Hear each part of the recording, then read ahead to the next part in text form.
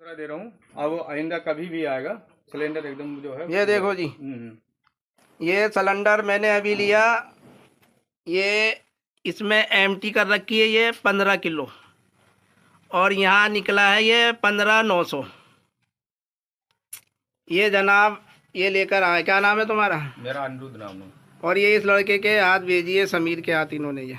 और इससे पहले जो ये एम्प्टी अभी मैंने बनाई वीडियो, ये 17,400 की है, जिसको ये इन लोगों ने कर रखा है। ये देखें आप, 15,400 इसको बना रखा है हाथ से अपने। 3 किलो गैस का फ़र्क है ये।